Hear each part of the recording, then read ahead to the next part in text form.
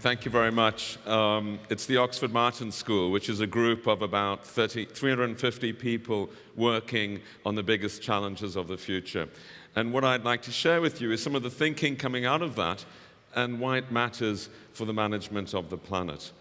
We live in the most magnificent of times, what I think of as the new Renaissance, a period of extraordinary creativity, a period where lives are better, where our prospects are greater than anything our parents or grandparents could have imagined. Our average life expectancy is better. There are more people escaping poverty now than ever in history.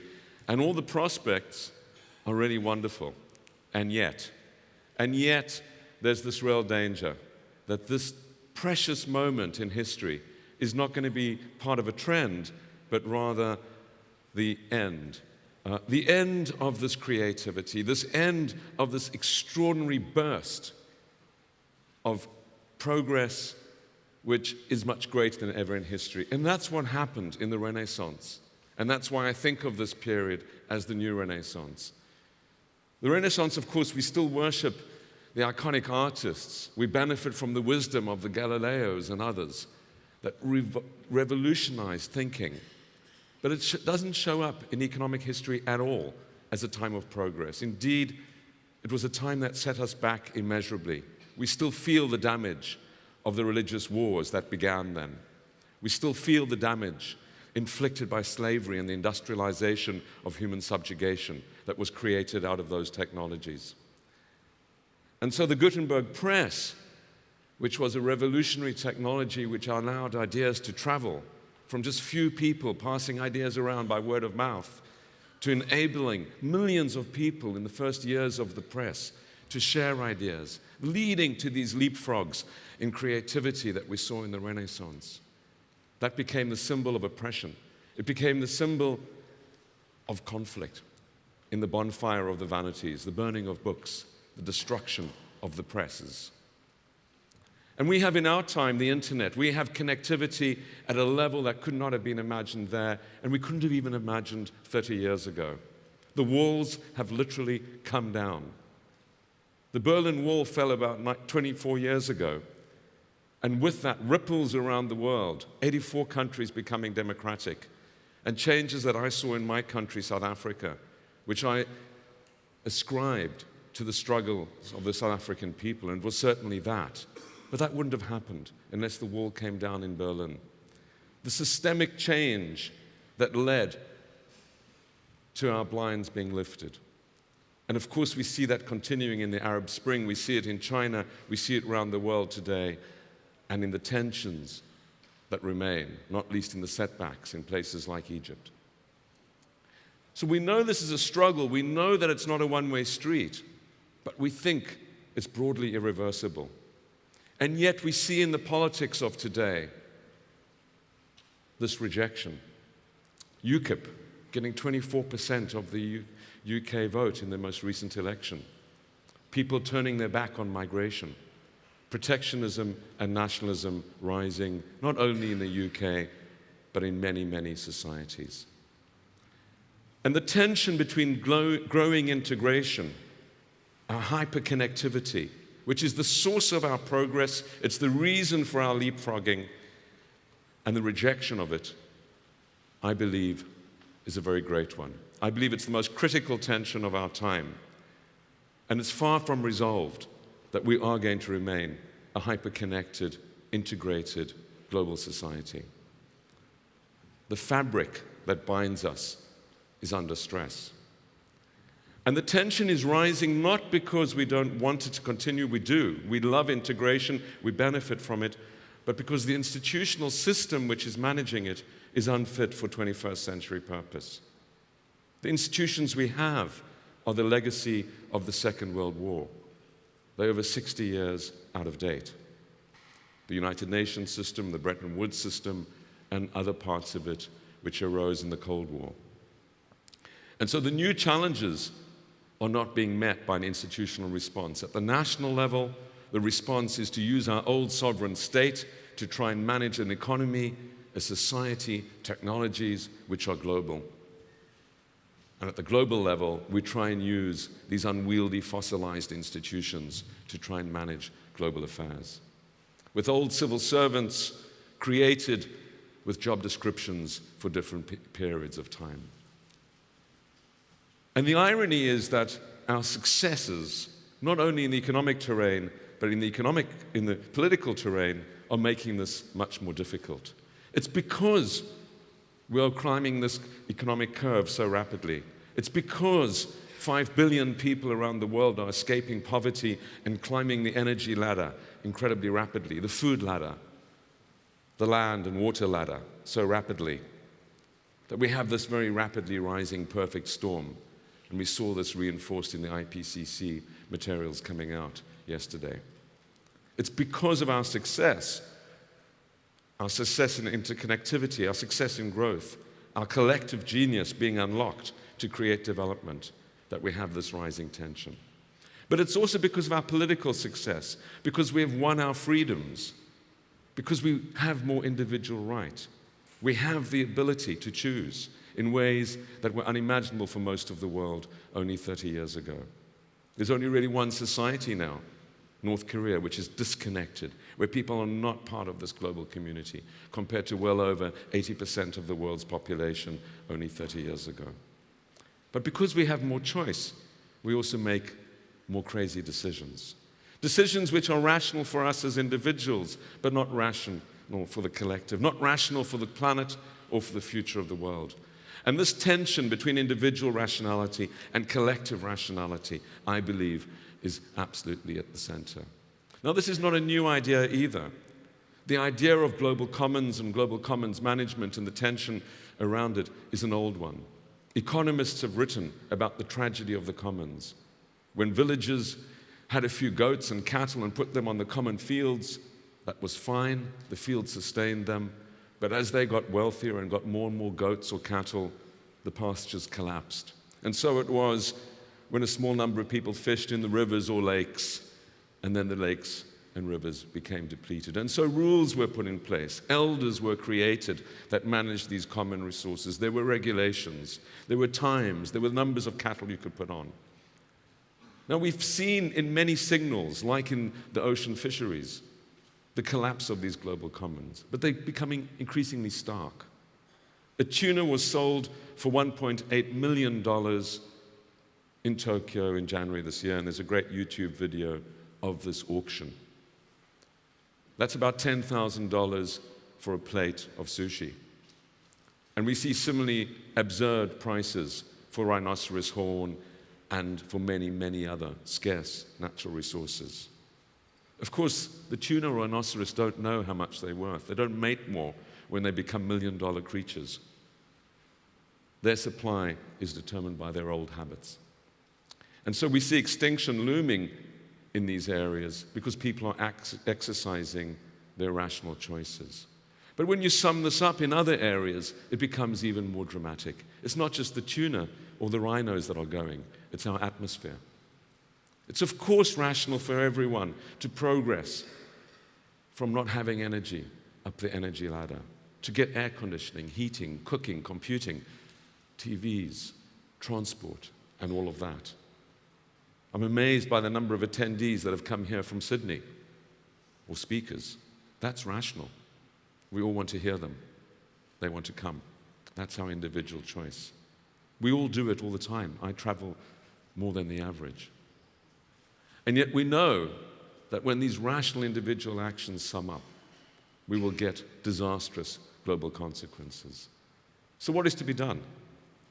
I believe it's absolutely crucial that we accept a loss of individual and national sovereignty.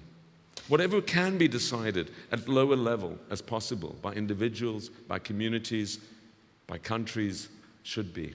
But where the spillover effects of our decisions impact on others, it's very important that we collectively understand that.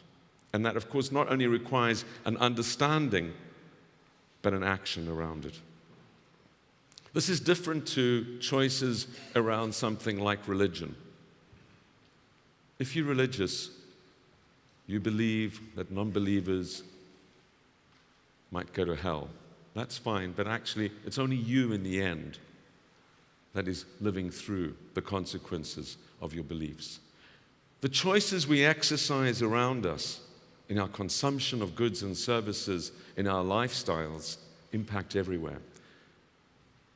Now, as Malik said in the previous presentation, the UK in many ways might be better off. Northern Europe might be better off. Northern Canada might be better off as a result of climate change. And so maybe selfishly we'd think, well, it'd be great to be able to predict a barbecue. Let's not worry too much about climate change.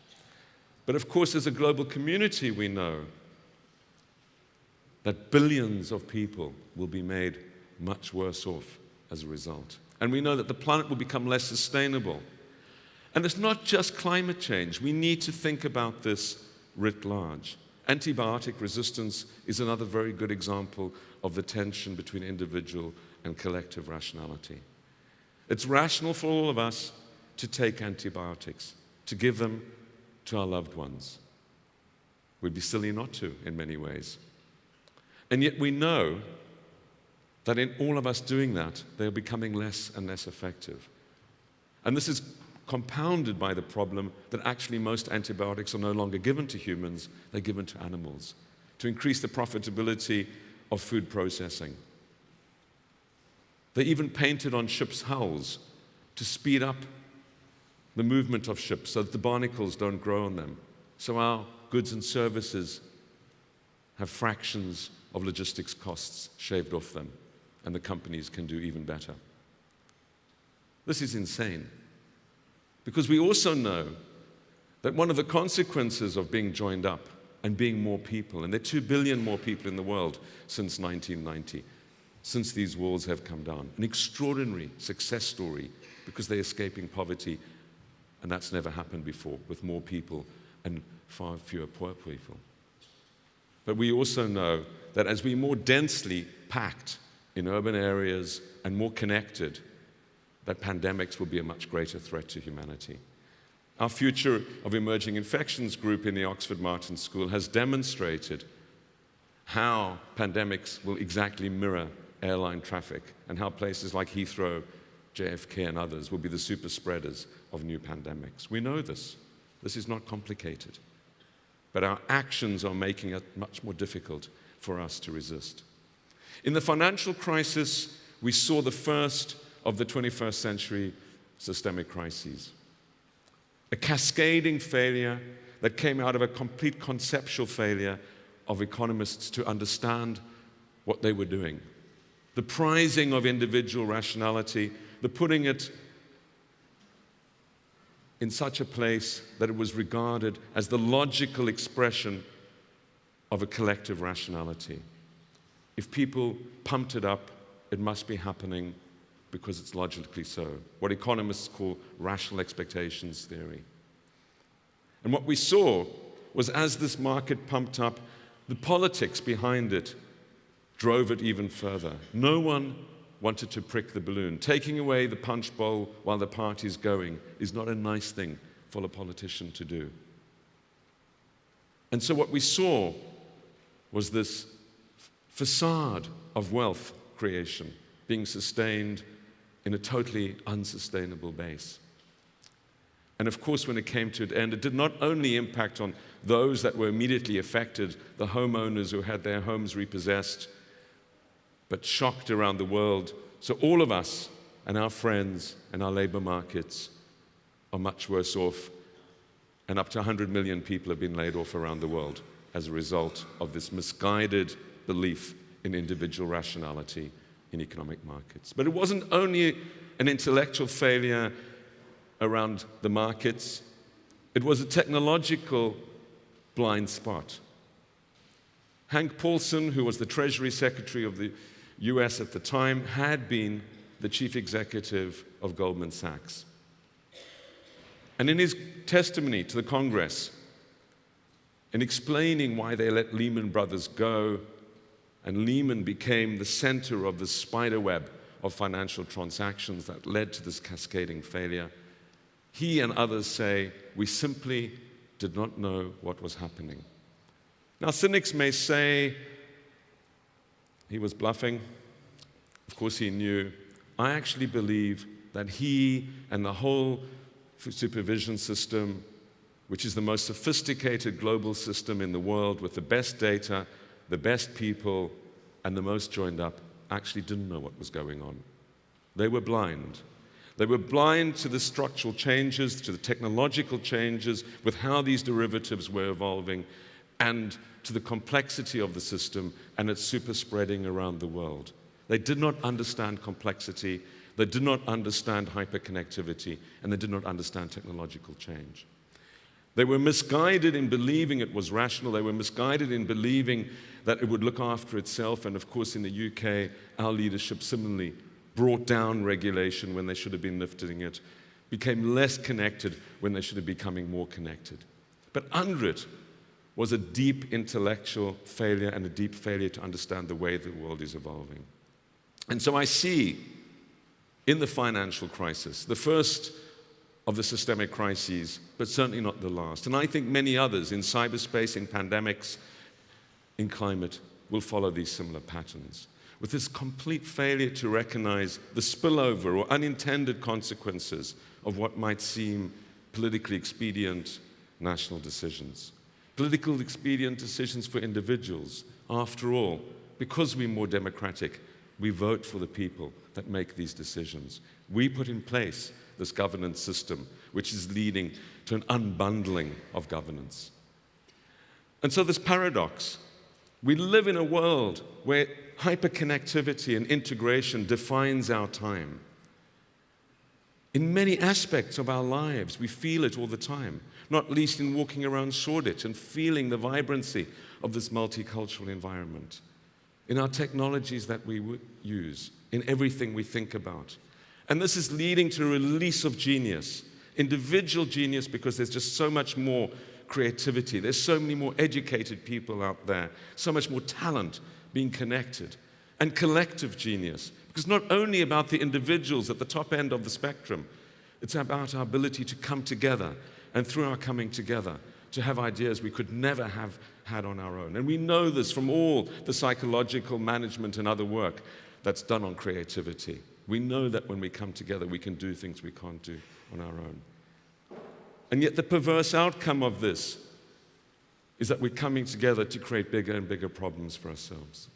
This is the best time to be alive. So it's not based on a pessimism about where we're at. It's based on extraordinary optimism. Just while you're listening to me for 20 minutes, your average life expectancy will increase by about 5 minutes. This is the most amazing time. But we need to recognize that it's fragile, that this time cannot be sustained unless we think differently about the implications of why we're here and where we go if we carry on like this. And it's not just about us, because we, with our incomes, can turn up the air conditioning or turn up the heating and insulate ourselves. Maybe we can even stockpile pandemic drugs or anti-pandemic drugs that might protect us, although their efficacy will be coming down. It's about what we think about of ourselves as human beings. Do we care what the spillover impacts of our actions are, and what do we do about it? This group here at Futurefest, I believe, is an extraordinary opportunity. All of us will be living all of the rest of our lives in the future. But it's remarkable how little time people spend consciously thinking about what does the future hold and what can we do about it. This is a fantastic opportunity to do so, and I hope in the 19 minutes I've had with you that this has been helpful in the way you think about it. Thank you.